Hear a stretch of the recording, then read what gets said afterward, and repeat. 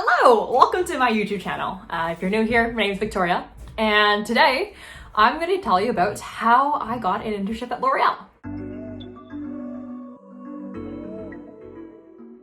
So I'm going to break it up into two parts. So the first part is going to be more about how I got there, my journey, and the second part will be more of tips and tricks to get the internship yourself. So let's get right into it. So way back in November, my best friend and another really good friend of mine participated in this case competition that L'Oreal hosts called Brandstorm. And what Brandstorm really is this case competition where you're supposed to find this new idea to help solve a problem within the beauty industry, especially within L'Oreal. So for example, this year's theme was on gamifying the experience and making everything a little bit more virtual. I mean, that's pretty fitting with the pandemic and whatnot. Yeah, so what the requirements are is a 3-page slide deck, us presenting it in a video, and also our resumes to be submitted in, and as well as a test that we had to do just to test our marketing skills, see if we were like there. So with everything submitted in, we, hope for the best, but unfortunately we didn't make it through, and totally okay, not an issue at all.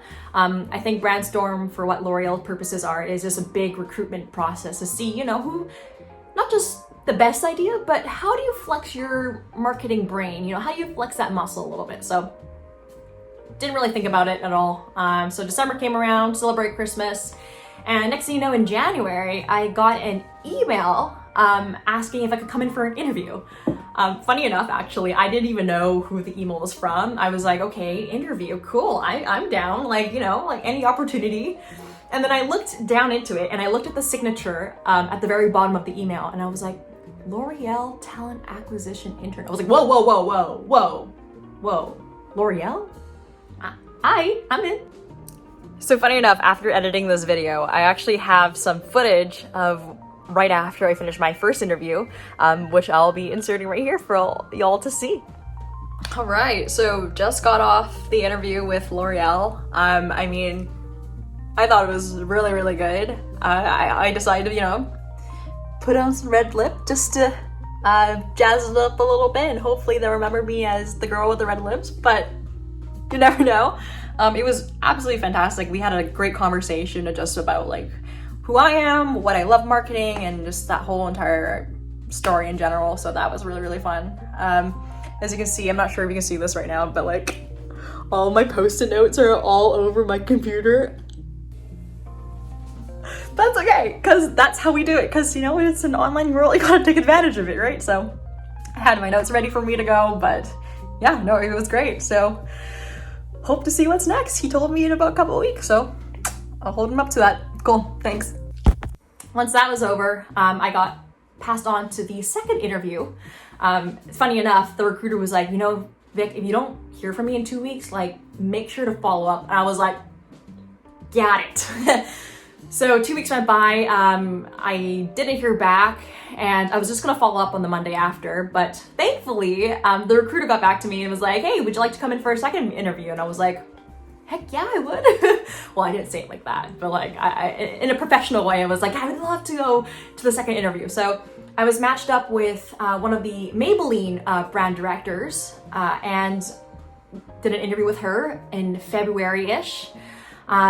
And I thought it went extremely well. We were having, again, great conversation, just talking about why I love marketing and, where I see myself in the future and how can I be part of this change that L'Oreal, with this big startup mindset that they have. And she was talking about how like the candidates she's looking for are more towards like a growth mindset. They really want people to grow within the company. I mean, with the retention rate that they have, like a lot of people have been there for like ever, but I really wanted to showcase that I'm so willing to learn, I'm ready to grow, and I think L'Oreal is like the best place where I could possibly do that.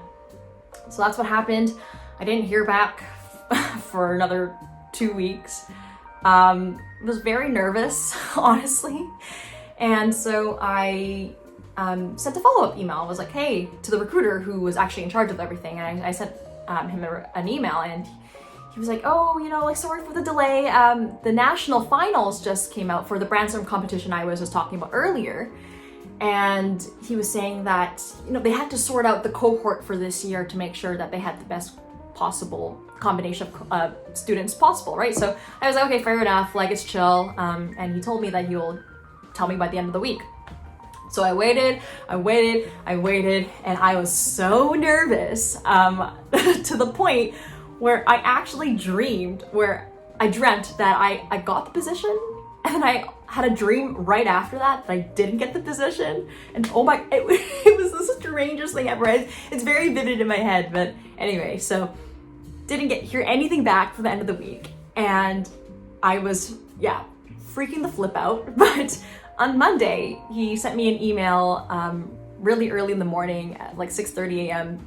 PST, but it was, you know, EST, it would have been like about 9 o'clock in the morning, so first thing in the morning. And he emailed me and said, oh, Victoria, I know it's really early in the morning right now for you where you are, but give me a call and I have some good news. And I was like, well, okay.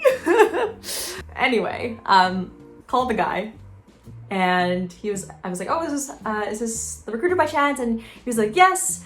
And I was like, oh, this is Victoria. And he was like, oh, like, congratulations. We would like to offer you a position here at L'Oreal for the summer. And I was like, what? Oh, geez, that's really embarrassing. Oh, yeah, I just reacted to that. But yeah, no, I was like really like surprised. Actually, I was confident in myself, but I didn't know if I was actually going to make it, because I mean, there were so many competent people who are getting internships at L'Oreal. So, you know, I couldn't believe it at first, but I mean, here we are today, and signed my offer and we're ready to go. So my advice to all of you who are trying to get an internship, whether that be like L'Oreal or wherever the heck it is, I think the first thing you have to do before the interview is to make sure you research the heck out of that company. Make sure to know what their values are, where they're headed towards. Is there any new acquisitions that recently bought or anything like that at all? Like, make sure to really research and know the company inside and out. And another thing that you should really know is have your stories ready to go. So with L'Oreal, I believe with both interviews actually, it was more of a conversational setting where you're just talking to the recruiter, and you don't have to have like set questions prepared. Just, you know, what's your reason? Why are you doing what you're doing today? Why are you a marketing student or whatever student you are? Why do you have a passion for the beauty industry? Why do you want to work for L'Oreal? Like the typical questions. And it just flows nicely, and just have a conversation with them about it. Another thing for before the interview is you want to have as many coffee chats as you possibly can with people who already work for the company. So I was fortunate enough to have some connections with people who are already working at L'Oreal. So I was talking to them about, you know, what interview questions they might want to ask, how should I portray myself, like what points or stuff about myself should I highlight. And they were very helpful with the people I've talked to so far. I kind of got a sense of the culture and who they are. So I really integrated that with my interview. During the interview, you're going to want to, you know, emulate that experience that these people you've had coffee chats with into the interview, and saying how you fit very closely with that culture. I think the more real you make it of how well you could fit into the company, the more that they can see it as well. And adding in that storytelling element is crucial, because you're basically selling yourself in any interview that you're doing. So yeah, definitely crucial to make sure that you're telling the story in the way that you want it to. So at the end of the interview, you're gonna wanna make sure to have as many specific questions about L'Oreal as possible. So from the coffee chats that I've had, there was one particular individual, shout out to Jamie, thank you, who told me that L'Oreal's kind of divided up into 3 tiers within each group. So there's the digital group, so more of the e-commerce side of marketing. There's the sales people who are, you know, obviously selling the product, and there's more of the marketing people who are kind of behind the strategy and whatnot. So I asked questions about that, and I think they were very impressed, because, you know, it showed that I did my research. So yes, showing your research is huge. Crucial thing to do after the interview is to make sure you send a thank you email. A lot of people forget to send that thank you email, and it just shows your gratitude for the interviewer's time of just interviewing you, you know? You want to be thanked at the end of the day, and so never forget this. Always send a thank you email of just, you know, what you talked about during the interview, and just personalize it a little bit. Don't make it generic, you know? people can tell when BS starts to arise from the surface. So make it genuine, and I'm sure you'll do great. The last piece of advice I want to give is you have to make sure which out of the 4 divisions within L'Oreal that you really want to enter into. So it's comprised of the L'Oreal Luxe division, so that's your YSL, like your really high expensive tiered brands. You got your active cosmetics division, so that's like CeraVe and La Roche-Posay. You got your consumer products division, so that's like Maybelline, NYX, Garnier, and then also you have your professional products division, so that's more of like the Redken side of things. So yeah, know what company within each division, or just in general, what subsidiary you want to be part of, because it will just help guide the decision of where your placement might be and what project you'll be working on. So yeah, definitely know those 4 divisions and which company under those 4 divisions would you be most interested in working with, because they're going to ask you. Actually, in both of my interviews, they asked me what division I want to work with and obviously why. So make sure you have that in mind. And the last tip I just want to share is, I said that last time. Another tip that I want to share is to make sure that you understand what the market is looking right now. Understand where the trends are going. So for example, with the pandemic, it was very clear that a lot of people now are not wearing as much makeup. So they're more focused towards skincare products and making their skin glow, you know? So have that in the back of your mind. Some really great resources through my university was Passport GMID. Oh my gosh, it told me the whole thing about the industry. It told me about what trends are happening and whatnot. So definitely keep that in mind. As well as watching their YouTube videos. I was watching this YouTube video on their, I think it was a CPI report. I don't remember, but I'll link it down below. But yeah, so I watched that video and it basically told you a year in review of what happened to L'Oreal. So they were talking more of how they had a digital transformation of moving all their products mostly onto online platforms now. For example, NYX, one of the makeup brands they own, they actually closed all their stores in Canada and are focusing more on the e-commerce platform.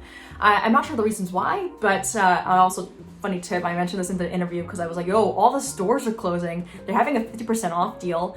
And I was like, yeah, I wanted it all. You have to show like you love the product. And I think that's another really, really big thing as well, is showing that you actually really do love L'Oreal as not as a company, but just the products in general too. So show your passion for that, and I'm sure that y'all will do great. So good luck to everybody, and see you next time.